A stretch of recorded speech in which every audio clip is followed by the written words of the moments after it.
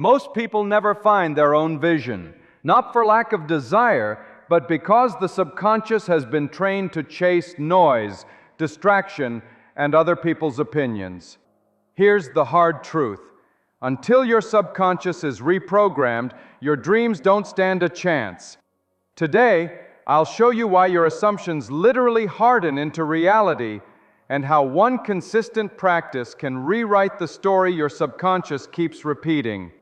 The outer world is already echoing your inner state. The only question is, what are you programming into it? What if the very goals you set are quietly sabotaging you from the inside? That may sound strange because goals are praised as the path to progress. But have you noticed how chasing certain targets can leave you drained, restless, or stuck in the exact same place? It's as if all that effort feeds resistance instead of real growth. Many people spend years in a loop of striving and exhaustion. They chase the usual forms of success, titles, possessions, approval, and soon feel a gap between what they want and what they actually live. It's not that ambition is wrong, it's that the energy behind it comes from a divided mind. The conscious self says one thing, the subconscious holds a different story. Here's the paradox. A goal becomes a trap when inner conditioning hasn't been cleared. You aim at freedom, yet carry chains of fear and self-doubt. You set a target for wealth, yet still believe money is scarce. You choose to seek love, yet carry an old doubt about being worthy of it. The conscious push goes forward, the subconscious pull drags back. It's like rowing with one oar pulling for shore while the other pushes away. From the outside there's effort. In reality, the boat just spins. No progress, only motion without destination. That conflict isn't fate or bad luck. It comes from an inner dialogue that goes unchecked. James Allen called thought the root of character and destiny. What you think habitually shapes who you act as, the choices you make, and the life that forms around you. If your thoughts turn constantly toward limits, those limits, though invisible, govern your outcomes. The negative voice is subtle. Don't stretch too far. Stay small. Safety is here. It sounds protective. In practice, it sabotages. Unchecked, these voices steal your vision. You doubt yourself before you begin. You lower your targets to fit old stories. You end up fighting not only the challenge ahead, but the quiet resistance within. It can feel like life is against you when the real opponent is hidden inside your own thinking. Here's the mechanism. When subconscious beliefs aren't aligned with conscious desires, good intentions collapse into habits of delay, avoidance, or half-effort. From the outside, someone may say you lack discipline. In reality, you are disciplined at repeating the old pattern. The way forward isn't to grip harder, it's to connect the outer aim with the inner state. When conscious choice and subconscious conviction say the same thing, action becomes natural. Energy flows without resistance. Progress accelerates because nothing inside is arguing with the aim. First insight. A goal isn't enough. You need harmony between the story you tell within and the purpose you claim without. That's when vision stops being words on paper and starts becoming the structure of your daily reality. Now, let's define what a definite chief aim really is and why it's not just another item on a list. Why did Napoleon Hill insist that lasting success begins with one definite aim? Because a scattered life rarely produces a unified result. When your mind points in 10 directions, your actions scatter to match. Progress becomes choppy, uncertain, left to chance. But when your attention holds steady on a clear purpose, the rest of your life starts to reorganize around it. This is the foundation of a definite chief aim, your DCA. The idea is simple, not easy. A DCA isn't a wish or a monthly to-do list. It's the central thread you choose to live by. It saturates your thoughts until your imagination, decisions, and even small habits take shape around it. Instead of hopping project to project, hoping one works, you live from the clarity of a single anchor. Contrast that with our culture. We're conditioned to split attention, checking messages while watching a show, bouncing between professional and personal goals, dabbling here and there, and ending with thin results. The world celebrates multitasking. Most of the time, it produces scattered energy. You can be busy all day and finish with nothing deeply rooted. Hill observed that when the mind holds one idea with intensity, it becomes saturated. Saturation lets thought sink into the subconscious until action follows in harmony. Without it, the subconscious receives fragments, pulls in different directions, and leaves you stuck in conflict. A DCA cuts through the noise. One voice, one command, repeated until it shapes reality. Think of a compass. However the map turns or the landscape shifts, the needle returns to north.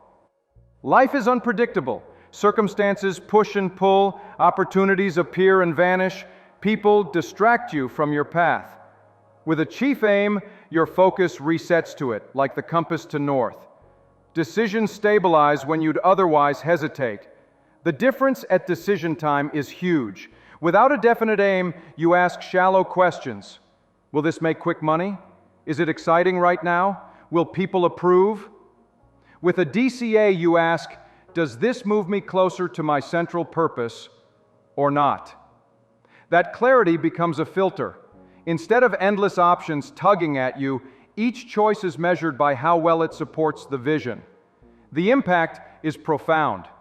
Your calendar changes. Your conversations change. Even your response to setbacks changes. No obstacle is final when measured against a dominant purpose. Some actions fit the larger aim and deserve your devotion. Others don't and can be released without regret. That's why a DCA isn't just another goal. It's a rule of order, an organizing principle that turns chaos into a workable pattern. Here's the hidden strength. When you live by this principle, achievement stops being accidental. It doesn't rely on luck, timing, or other people's permission. It becomes predictable because you saturate the mind, align the subconscious, and drop what doesn't belong. Like a seed watered daily, the outcome becomes certain over time. Before we continue, if you're ready to create your dream life with practical guidance, join the 21-day challenge. In 3 weeks, you'll define your DCA, reprogram the subconscious, and install the habits that support your vision, step by step. You'll find the link in the video description or the pinned comment. If it resonates, I'll see you inside. Now, how do you know the aim you chose is truly yours? What if the vision you claim as yours was planted by other people's expectations? You may believe you're chasing your dream, but underneath it could be your parents' desire, a cultural script, or the marketed image of success. If that's the case, no matter how hard you work, the end feels thin. When the goal isn't born within, it can't feed you. Modern life makes this confusion likely. From early on, you're pulled in countless directions. Schools defining achievement, ads scripting desires, social feeds fueling endless comparison. Layer by layer, your inner voice gets drowned beneath waves of suggestion. You're told what a good life looks like, how much to earn, what relationships should be, even how to value yourself. With so much noise, it's hard to separate genuine desire from conditioned ambition. That's why so many work tirelessly, yet remain restless. They hit milestones but feel no peace. They climb the ladder only to realize the summit is hollow. It isn't failure. It's pursuit of a vision that was never theirs. Mistaking the world's echo for your own spirit always ends in frustration or emptiness. Here is where imagination enters with quiet power. Neville Goddard taught that imagination is the original creative force. Before anything appears in your hands, it's conceived in mind. The key is not to let others use your imagination for you. Claim it. The creative workshop of your mind is the birthplace of vision. If it's real, it comes from within, and only you can uncover it. How do you discover vision? Not by rushing outward, but by pausing inward. Hold the picture of the life you sense and accept it as if it already exists. Rest in that state until it feels natural. Over time, this reshapes your inner self-image. The more you dwell in it, the more it saturates the subconscious, and your sense of self rises in harmony with that vision. Action then flows as an extension, not a struggle. Think of tuning a radio. The air carries endless frequencies. Many are noisy and irrelevant. Leave the dial between stations and you hear static. Tune carefully to one clear band and the broadcast comes through. Your authentic vision is that broadcast. The surrounding static is culture, family, and peers. Until you tune inward, you mistake noise for music. Simple, profound insight. Authentic vision always carries harmony. It isn't forced. It doesn't leave you drained or resentful. It feels like breath returning after being held too long. It moves in rhythm with who you are, not who you were told to be. And when you touch it, you don't have to convince yourself. It convinces you. Aligning with this inner vision restores self-trust. It breathes meaning back into your days. You move with quiet conviction, not performing for the world, but living from within. That's the ground where lasting fulfillment grows. Once you uncover that vision, the next question is, how do you reprogram the mind to accept and live it?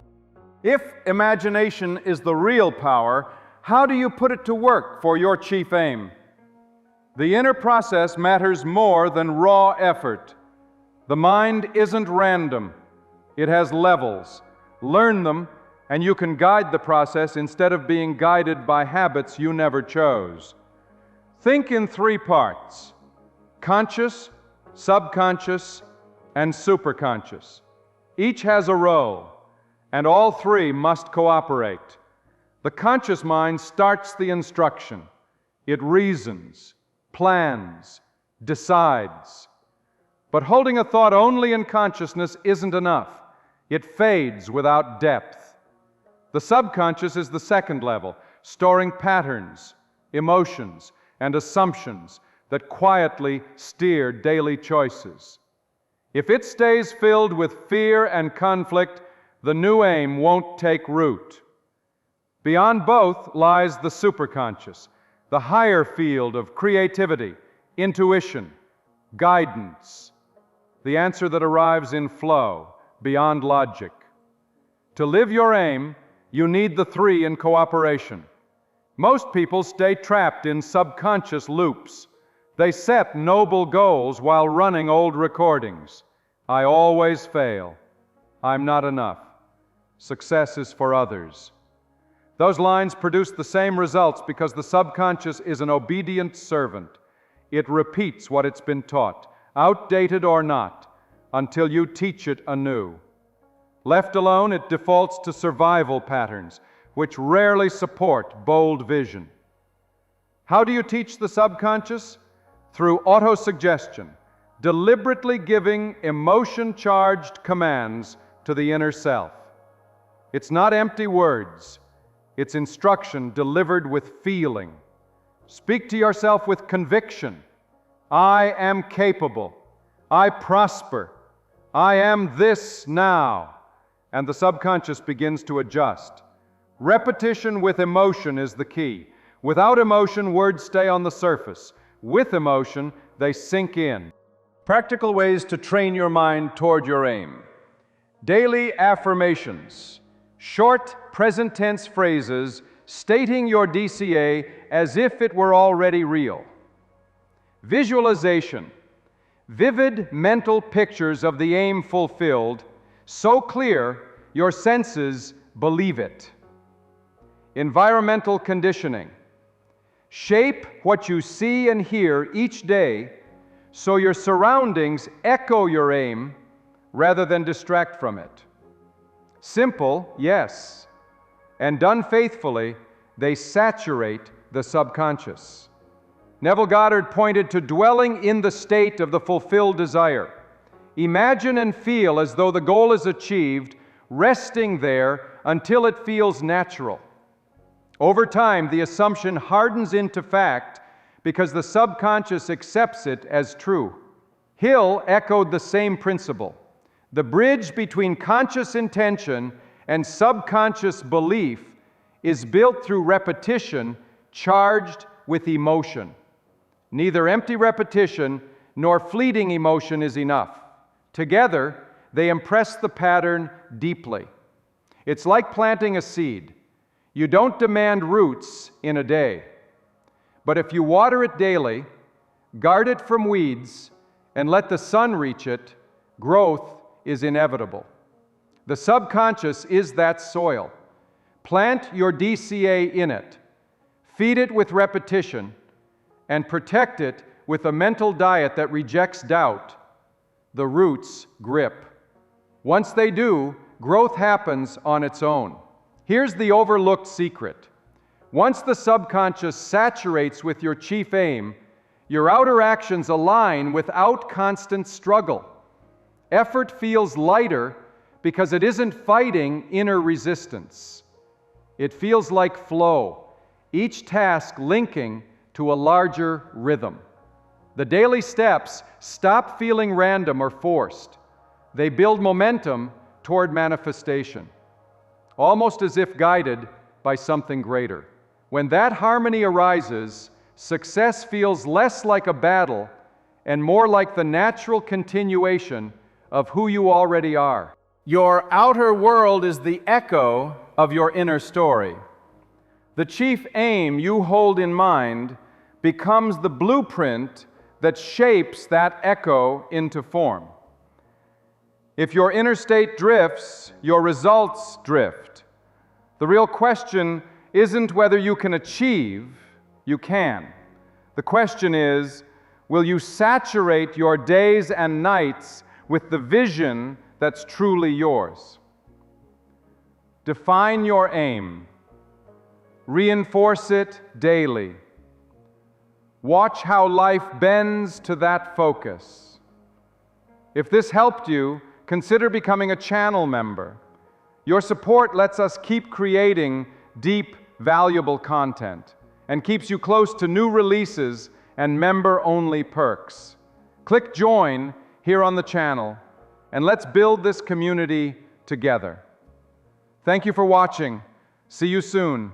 Take care.